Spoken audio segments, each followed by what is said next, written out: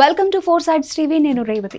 అధికారం కోసం రాజకీయ పార్టీల ఆధిపత్య పోరు, పాలనను గుప్పిట్లో పెట్టుకునేందుకు సైన్యం ఎత్తుగడలు, దేశాన్ని విచ్ఛిన్నం చేసే దిశగా వేర్పాటువాద పోరాటాలు, అరాచక నెలకొల్పేందుకు ఉగ్రవాదుల దాడులు, తీవ్ర పతనావస్థలో దేశ ఆర్థిక వ్యవస్థ, అన్నిటికీ మించి ఆ దేశాన్ని పూర్తిగా కబళించాలని ఇతర దేశాల పన్నాగం. ఒక్క ముక్కలో చెప్పాలంటే ఆ దేశం తేరుకోలేని సంక్షోభంలోకి కూరుకుపోయింది. పతనం తప్ప మరో మార్గం లేదా అనే దుస్థితికి చేరుకుంది. 1947లోనే భారత్ నుంచి విడిపోయిన పాకిస్తాన్ 1971లో తొలిసారి 2 ముక్కలైంది. ఇప్పుడు మరోసారి 3 ముక్కలు తప్పదా అనే అనుమానం కలిగిస్తా ఉంది. పాకిస్తాన్ ఆర్థిక వ్యవస్థ దీర్ఘకాలంగా సంక్షోభంలో ఉంది. అమెరికా డాలర్తో పోలిస్తే పాక్ రూపాయి విలువ 300 రూపాయలకు పడిపోయింది. ద్రవ్యోల్బణం 40% చేరుకుంది.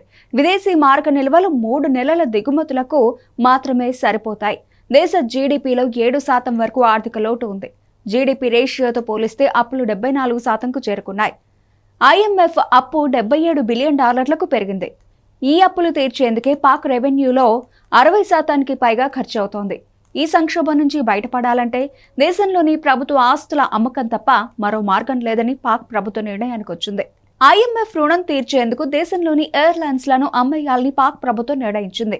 అంతేకాదు, అమెరికా అధ్యక్షుడు డొనాల్డ్ ట్రంప్ కుటుంబానికి చెందిన వరల్డ్ లిబర్టీ ఫైనాన్షియల్ అనే క్రిప్టో ఫండ్తో పాక్ ఆర్మీ చీఫ్ ఆసిమ్ మునీర్, ప్రధాని షహబాజ్ షరీఫ్ ఒక ఒప్పందం కుదుర్చుకున్నారు. దాని ప్రకారం పాక్లోని ప్రభుత్వ ఆస్తులను క్రిప్టో ప్లాట్ఫామ్పై అమ్మకానికి ఉంచారు. మరోవైపు బెలూచిస్తాన్కు చెందిన కొన్ని ప్రాంతాలను చైనాకు విక్రయించారు. దేశ ఆర్థిక పరిస్థితి ఇలా ఉంటే రాజకీయ పరిస్థితి మరింత సంక్షోభం దిశగా పయనిస్తోంది. భారత్ను అస్థిరపరచాలన్న కుట్రతో పెంచి పోషించిన లష్కరే తోయిబా, హక్కానీ నెట్వర్క్, తాలిబాన్ వంటి ఉగ్రవాద సంస్థలు పాక్లో వరుస దాడులతో అక్కడి పాలకులకే గుదిబండగా మారాయి. 1947లో భారత్ నుంచి విడిపోయినప్పుడు పాక్లో 5 ప్రావిన్స్లు మాత్రమే ఉండేవి. అందులో తూర్పు బెంగాల్ ప్రావిన్స్ 1971 యుద్ధం తర్వాత బంగ్లాదేశ్గా విడిపోయింది. మరోవైపు ఖైబర్ పఖ్తూన్, బలూచిస్తాన్, సింధ్, పాక్ ఆక్రమిత జమ్మూ ప్రాంతాల్లో వేర్పాటువాద ఆందోళనలు దేశాన్ని అంతర్గత సంక్షోభం దిశగా తీసుకెళ్తున్నాయి.